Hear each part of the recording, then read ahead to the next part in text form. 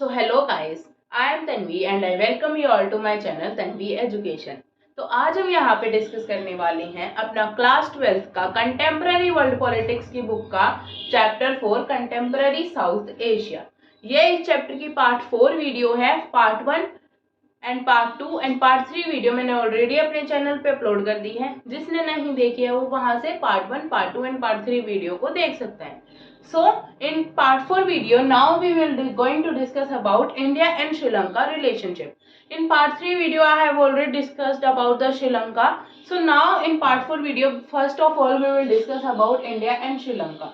सबसे पहले तो हम इंडिया और श्रीलंका के रिलेशंस के बारे में पढ़ेंगे and then we will discuss about Nepal. Nepal के बारे में हम उसके बाद पढ़ेंगे।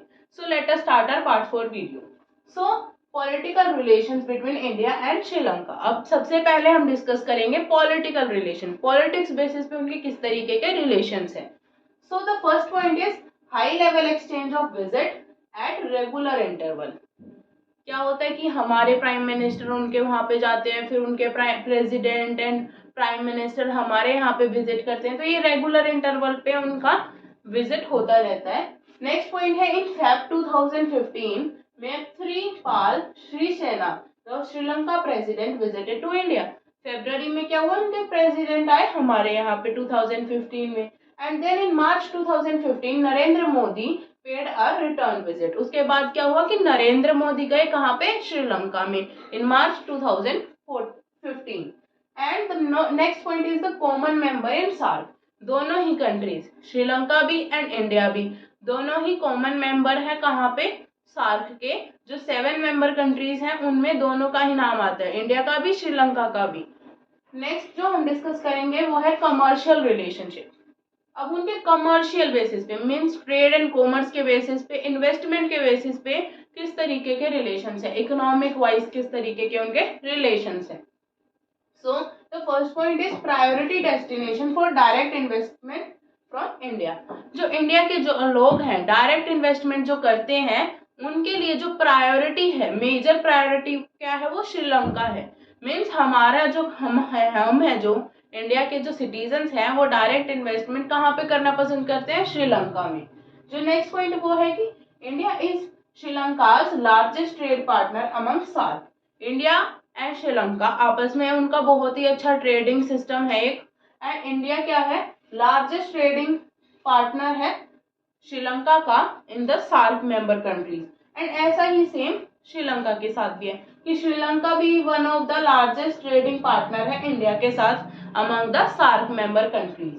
सो नेक्स्ट इज क्या उन्होंने अपना एक फ्री ट्रेड एरिया भी डिसाइड कर रखा है, India and Sri Lanka free trade area.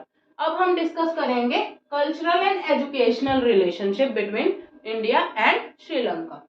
So Indian culture centre in Colombo. जो इंडिया का कल्चरल सेंटर है वो कहाँ पे है, कोलंबो। कोलंबो कहाँ पे है, श्रीलंका में।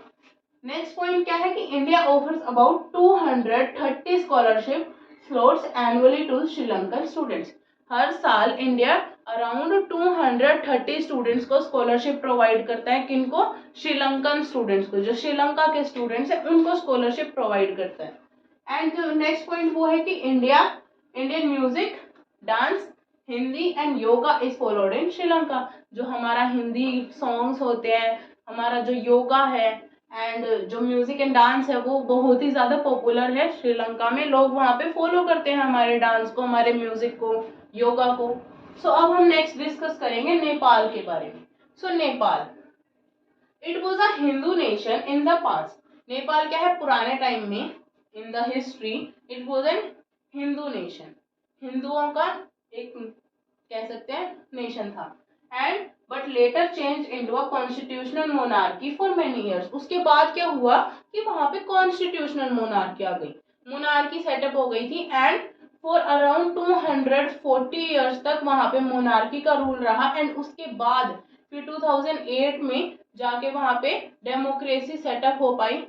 सो अब हम यही डिस्कस करने वाले हैं नेपाल के बारे में। So in the wake of the strong pro-democracy movement, the king accepted the demand for democratic constitution in 990।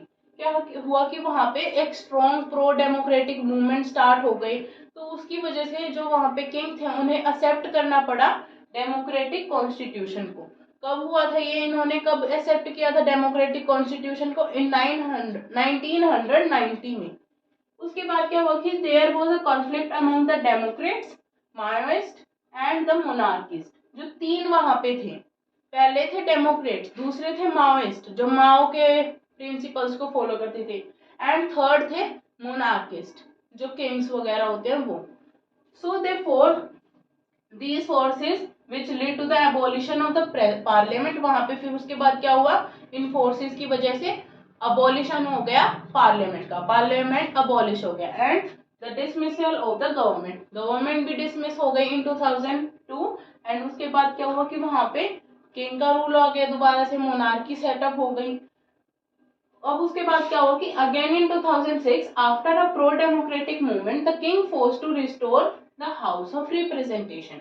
अब 2006 में क्या हुआ कि दोबारा से वहां पे प्रो डेमोक्रेटिक मूवमेंट स्टार्ट हुए, एंड उसकी वजह से जो किंग है वो फोर्स हो गया, किंग को फोर्स किया गया to restore the democracy again, and he restores again the house of representation, means head of the state, head of the government, and election setup हुए, वहां पे इलेक्शंस हेल्ड हुए, एंड ये हुआ सब कुछ। And on May 28 2008 the newly elected constitutional assembly declared Nepal a federal democratic republic। अब उसके बाद क्या हुआ कि 28 मई को 2008 में वहां पे न्यूली कॉन्स्टिट्यूशनल असेंबली इलेक्ट हुई, एंड उसके बाद क्या हुआ कि उन्होंने अपना एक फेडरल डेमोक्रेटिक रिपब्लिक डिक्लेयर कर दिया, and abolition of the 240 years old monarchy, and जो 240 years old monarchy वहां पे चल रही थी वो अबॉलिश हो गई।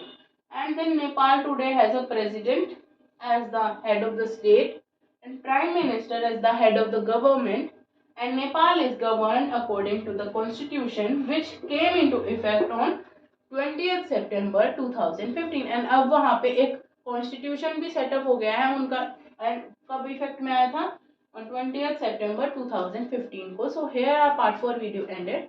If you have any doubt then please ask in the comment section. Please like the video and subscribe my